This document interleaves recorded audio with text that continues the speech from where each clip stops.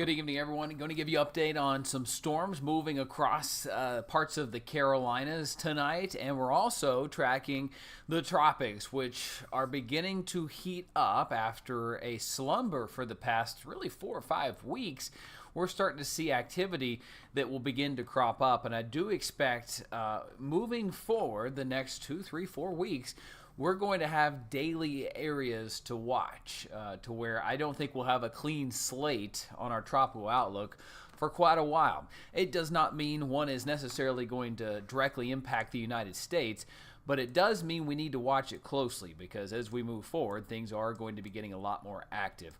For us, locally, the chance for storms, the main story tonight. Now, most of us are going to just see a muggy night. However, a severe thunderstorm watch has been posted in conjunction with the Storm Prediction Center and the National Weather Service. You can see that activity moving right now out of Tennessee. So some of you are going to hear some thunder, see some lightning. You're seeing it right now across the area as there's an isolated storm out ahead of that. It's moving through Greenville and Spartanburg counties, but the bulk of this is a line that's moving through Tennessee right now and moving into western North Carolina. Now, to be honest with you, a lot of this is going to lose its punch, and not everybody's going to hear some thunder tonight or hear some rain, but there is that potential. It's right along the Tennessee-North Carolina state line that I expect to see some of the worst of it. And we're talking gusty winds and lightning being the primary impacts out of this, but there's a low risk for some strong storms across the upstate into the overnight hours. This outlook gets us all the way through tonight at 8 a.m. into tomorrow morning. Now, the outlook from tomorrow morning, 8 a.m. and beyond, is for I-85 south to hear some thunder and to see some storms. And this would mainly be in the afternoon hours. Same story for the Raleigh-Durham area. Tomorrow into North Carolina, there will be some strong storms rolling on through, of which could be on the strong to severe side. Right now, on our very own live Super Doppler 4, we can track those storms rolling out of Tennessee into the mountains. Swain County, parts of Cherokee and Clay County, Madison County, Buncombe County. You're all areas that could see the storms, but the mountains are going to try to break a lot of this up. Let me show you what I'm watching right now. Some of you are hearing that thunder, seeing that lightning big time. I mean, we've had a very, very humid day, and it is still very hot outside. So any storm that's over us right now beginning to fire up and be quite strong. So as we move into the overnight hours, it's these areas that I'll be watching closely that could hear some thunder or possibly see some more rain. Greer, Lake Robinson, you had a quick hit of some storms. Boy, that was loud and heavy for a little while. Things have since simmered on down. But Spartanburg, you're about to get some more rain after you had a storm earlier today. Lyman, same story, you're getting some storms right now. Back toward the west is where live Super Doppler 4 stretching up toward Tennessee, seeing some of this activity moving through Gatlinburg, Sevierville. I mean, this is a tremendous amount of cloud-to-ground lightning. If you have family or friends back that way, maybe share this with them. Let them know what's going on because, hey, you're trying to get ready for school tomorrow. Here we are. You got a big day ahead. There's some storms keeping you awake, and that's going to be the case for some across the mountains tonight as some of this activity moving out of Tennessee will indeed move into North Carolina. So let's take a closer look at our active alerts right now. There's that watch that stretches into the mountains, which includes McDowell County, Yancey, Mitchell, Avery counties, back through Madison, Haywood, Jackson, Swain, back through parts of Macon County, Cherokee and Clay County, up toward parts of Macon County as well. So watching that closely. Graham County, you're included in that as well. So what we're watching right now is the fact that it's very hot, it's very humid, and a cold front is on the way. And that's going to lead to some changes moving our way as we move forward. To the fact that as we move on through, it's going to feel quite comfortable. It won't even get this hot. Right now at 9:30 at night, it's 86 degrees in Greenville. It will not get that hot on Wednesday. But when you factor in the humidity right now in Greenville, it's terrible. Feels like 94. And that's the danger in these type heat waves. You deal with the heat all day, and then you get it at night. 81 degrees will be the coolest it'll feel at any time tonight. So those of you without air conditioning, I'm really sorry. Try to find a way to stay cool. Drink plenty of water. Keep that fan going best you can, okay? When air conditioning goes out, it's not great. If you can look out for your neighbors, it's a good night to do that, just like you would in the heart of wintertime. This is that kind of danger when the temperature's that out of the ordinary. For tomorrow morning, we'll wake up to the mid-70s, not too shabby. In fact, as we move forward, things are looking up. Tomorrow's not as hot. We'll see some clouds. The front itself is actually going to move through, so I can't rule out a shower or a thunderstorm, but the chances are very scattered. Not everybody's going to see it.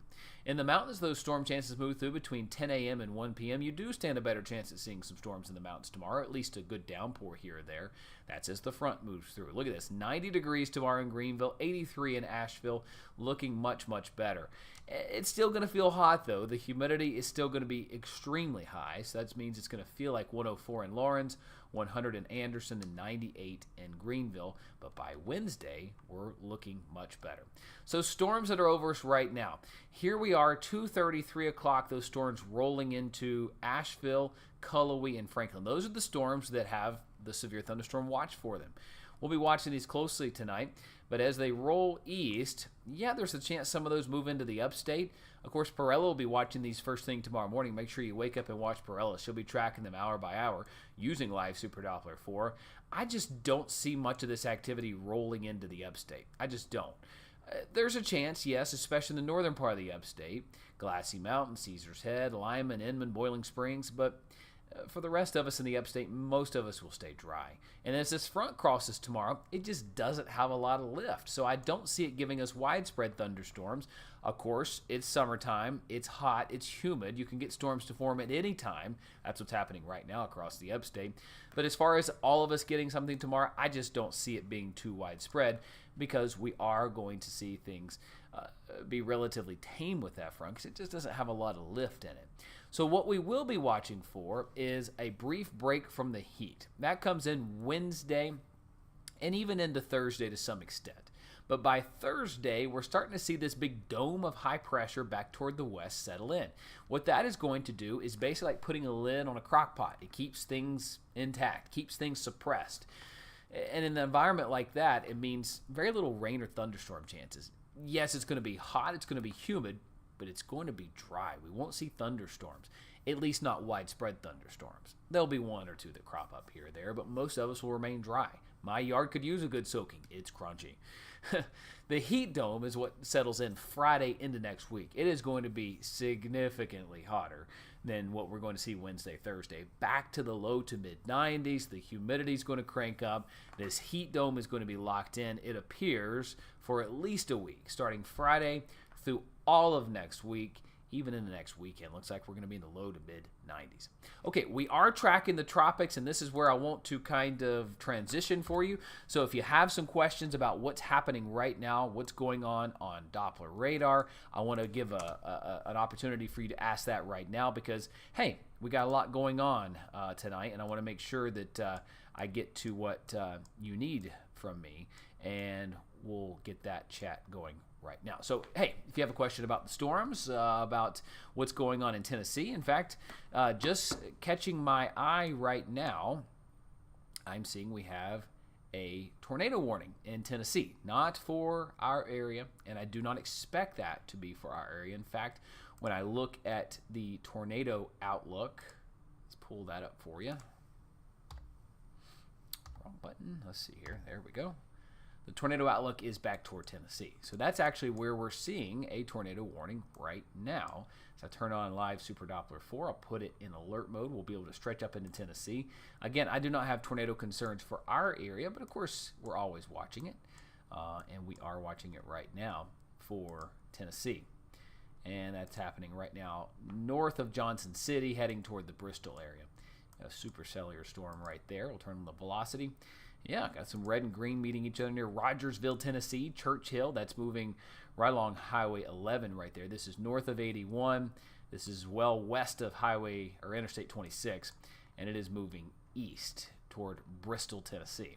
So the storms that we have moving in Tennessee that are moving toward the mountains of North Carolina, they certainly have some wind, but I'm just not seeing anything tornadic out of that. In fact, what's moving through Ware Valley, parts of Sevierville, Pigeon Forge, Gatlinburg, strong winds and some lightning, certainly, just not seeing the impact of strong storms, tornadic cells with that. We do have a lot of lightning out of it, though, and stretching up toward this cell right here. Yeah, that's a tornadic storm in Tennessee.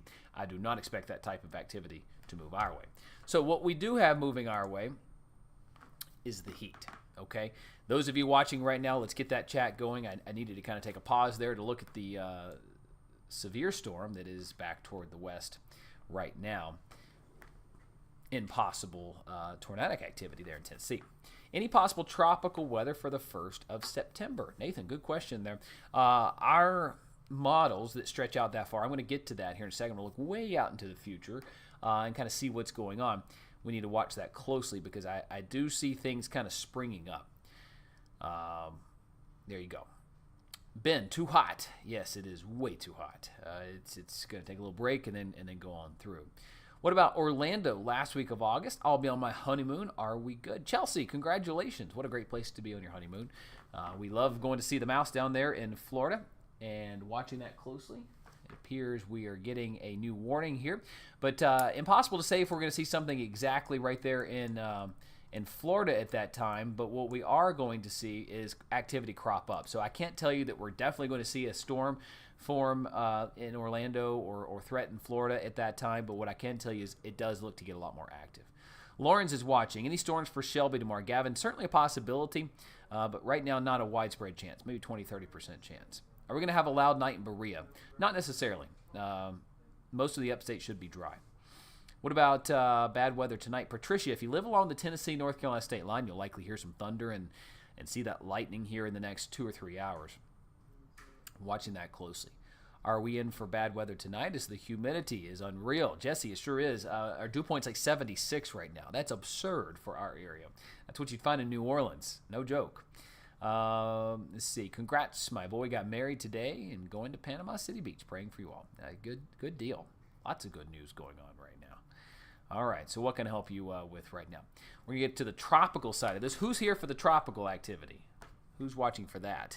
Lots of that. Tara says, can we cancel summer? I'm over it. It's ridiculous.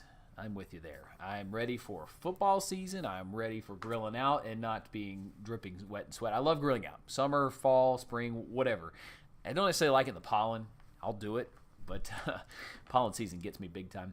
But anyway, I'm ready for some crisp, cool fall air. Absolutely. Who's ready for that? Family's doing great, Chris. Thank you so much for asking. Hope you're doing well, Chris. Nashville, North Carolina. Thank you for watching. All right, let's talk about the tropics because I know many of you are watching right now on Facebook and on YouTube.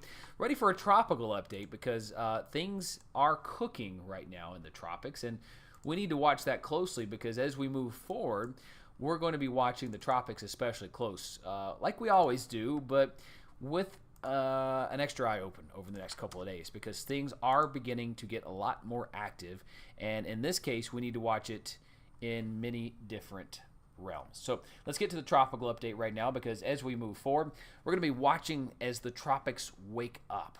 They are waking up as we speak. And by that, I mean we're getting more threatening signals from our computer models, at least activity bubbling up. That does not mean that we're going to see a storm. That's no guarantee that we're going to see anything develop or threaten the United States. But I do see that activity cropping up in a big way. The Caribbean and the Gulf are danger zones right now. There's a tremendous amount of heat content. So any kind of storm that should be healthy entering that area would have the potential to rapidly intensify. It's that kind of environment like we do have with storm fuel. Doesn't mean that you're going to get a storm, but if you have the gasoline right there, if you have the match anywhere near it, it'll explode. Same story with the tropics right now in the Caribbean and the Gulf. They are danger zones. You don't have the match, so we're fine, but you've got an empty can of gasoline sitting in the Gulf and in the Caribbean right now. Should a match get in there, watch out. And in fact, we need to watch. It doesn't look to get very intense because it doesn't really enter those areas that I'm talking about. I'll show you in just a moment, but a Gulf sneaky storm is possible early next week, about this time next week. We are entering a very active period, which I'm going to cover right here. So let's talk about where we have areas. And like I mentioned at the beginning of this broadcast, I don't expect that we'll get out of the next couple of weeks without at least having something on this map. There may be a day or a half a day where there's just not anything there. But we're getting into the season where you get these big waves that roll off the coast of Africa and move in here in the main development region. And that's what we're seeing happen right now. You've got several areas that are being watched. There's One right here near the Cape Verde Islands that certainly is worth watching.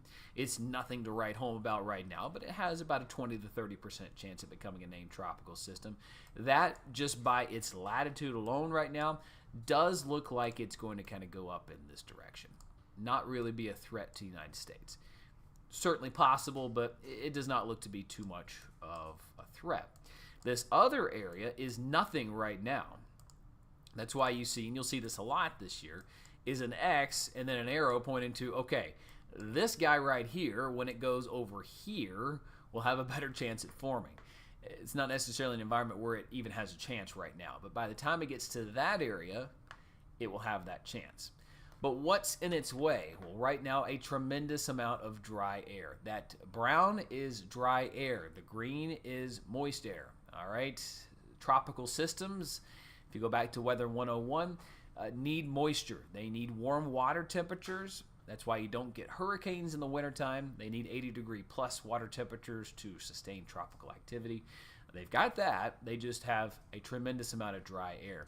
And as this system moves west, it's going to be combating dry air. And not only that, it's Saharan dust, which is especially detrimental to tropical development.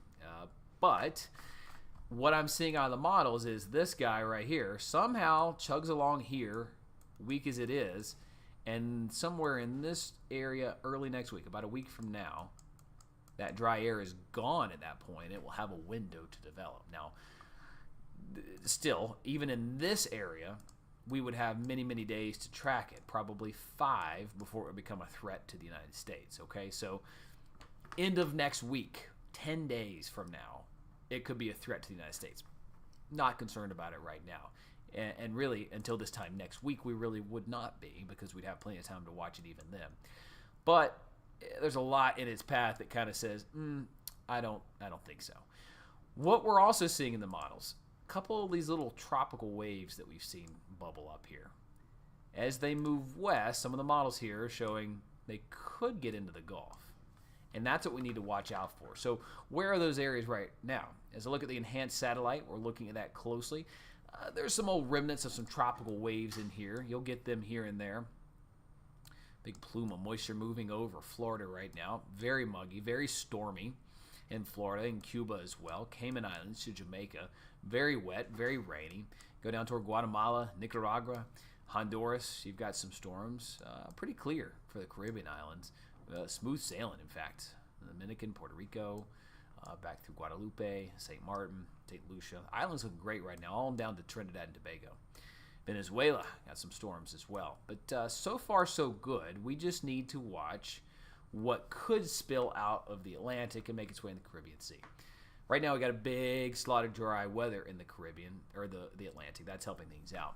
But the steering current right now with this big Bermuda high, which is always there, it migrates though, and that changes up the steering currents, would send things that form in this area kind of down this way. Kind of like that, okay? So that's the area we need to watch out for. And as I look at my tropical heat energy map, this is where we want to avoid. This is that open can of gasoline that we need to really avoid. And right now, anything that enters this area would have a chance to become very strong. Now, this map only knows what's happening at the ocean surface, okay? It does not look above. So if there's a tremendous amount of wind shear or anything like that, or dry air in place, it doesn't matter how much heat energy you have, okay? So this map is only good in the fact that it tells you the ocean sea surface content. And I'm telling you right there, that area, if given a good environment, no wind shear, no dry air, a storm would thrive, okay? What we're going to see happen is a tropical wave this week in the models is starting to show up and going in this area. That's not as strong as this area, but the Gulf is very primed up right now. So let's look at our 2 most reliable computer models. All right, let's map it out. Here's that energy. I got a couple areas to show you. There's one, and here's one. You see that guy right there on Thursday? That's a tropical wave. It's a little blip. It's not much, but it needs to be watched. So look what happens as we go a little bit deeper into the future.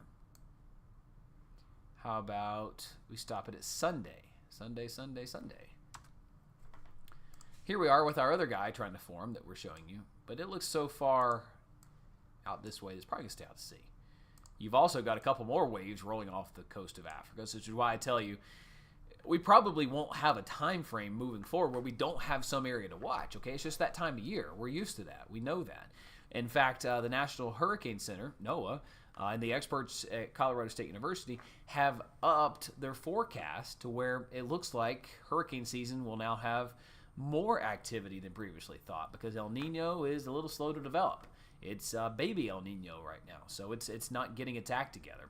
So what we're moving toward here is a very active pattern. But remember that wave I just showed you? It's now in the Gulf of Mexico. This would be Sunday. Now the models are sniffing this out. It's right over Cuba. It's over Miami. You don't see a closed off circulation, so that's good. So it's weak, whatever it is. But here's something, and right in there, we do look to kind of have at least something trying to form. You see the closed circulation right there trying to form in our wind streams. That would be this time next week. Something could be in the Gulf, and the European model right here says Texas needs to watch out for this, okay? It's not strong up until that last frame or two, and then it's like, okay, this might be a tropical storm or so.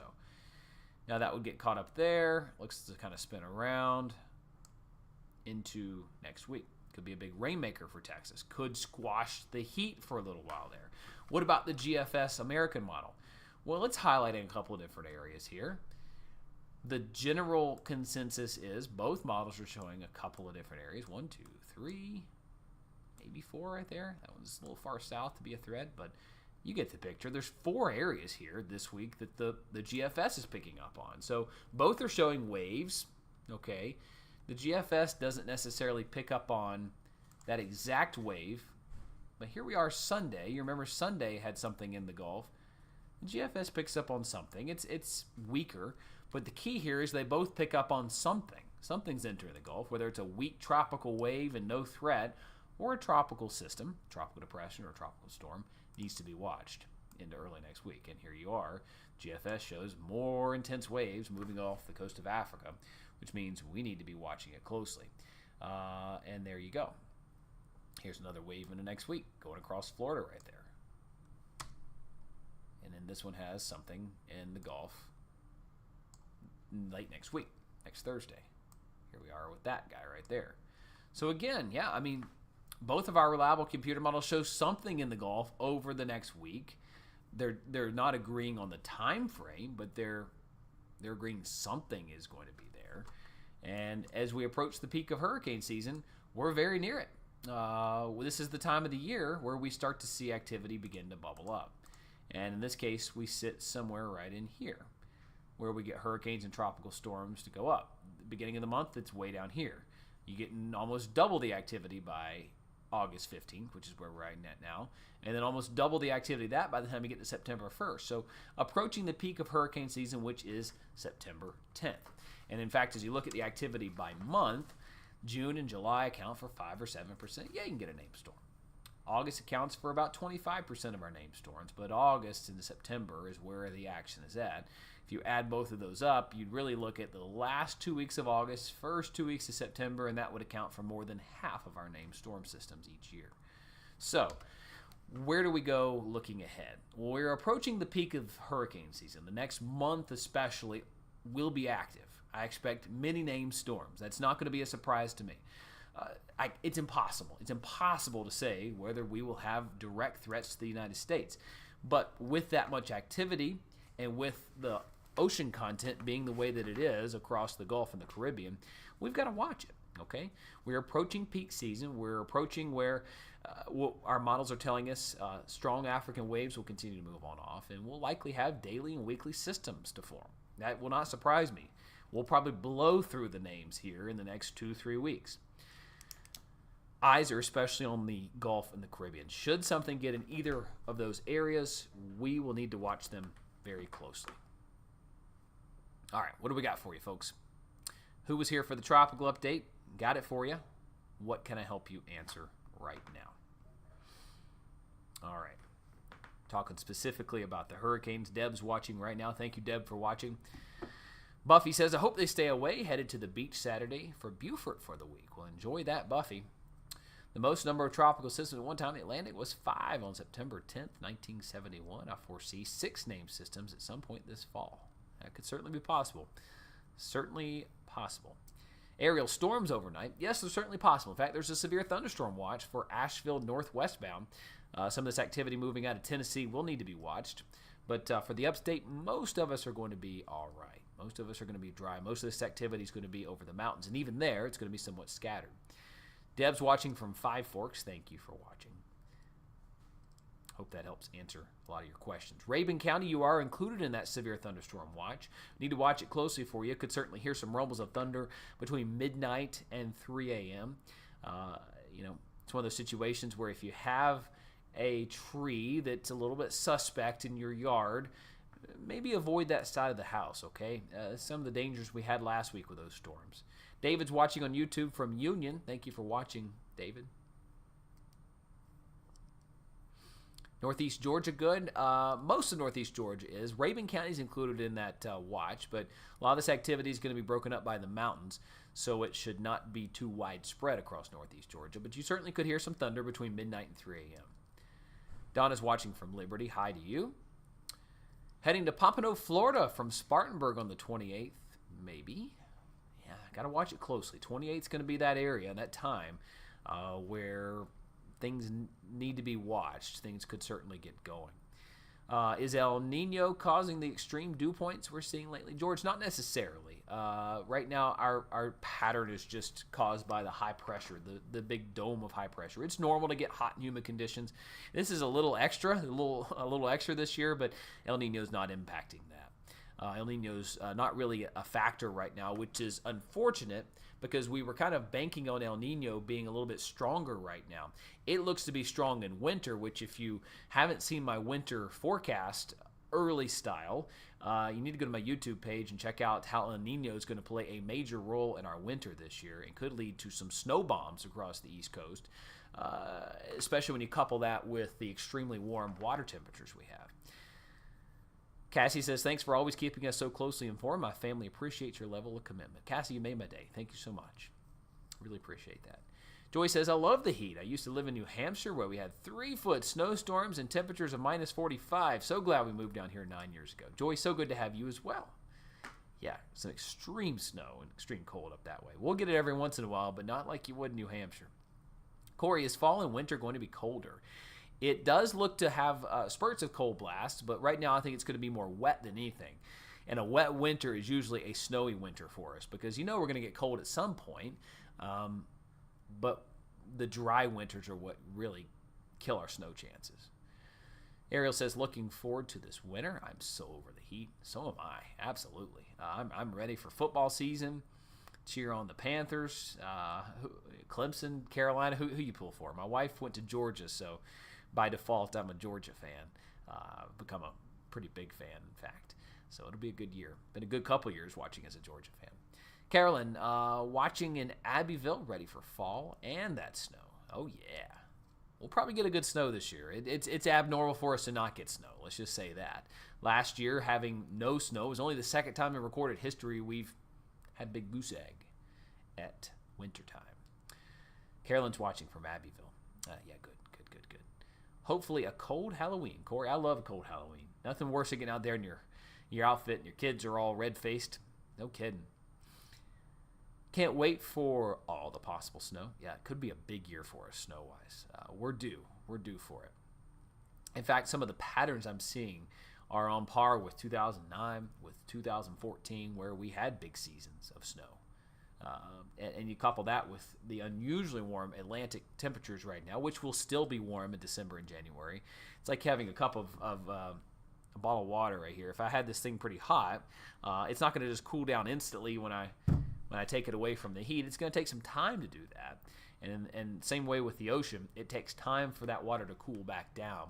And once it does, the impact there is not as great. But I'd certainly see those impacts being a little bit higher even into the rest of the year. So hope that helps answer your questions, folks. I'm going to sign off here. Got a lot to track as we look at some storms rolling across the mountains right now. In fact, there's a severe thunderstorm warning for Cherokee County, North Carolina. until 10:30. We're watching that closely, and there is a severe thunderstorm watch for Asheville, points northwestbound. We'll be watching that very closely going into the overnight hours. All right, folks, thank you so much, and I hope you have a good night.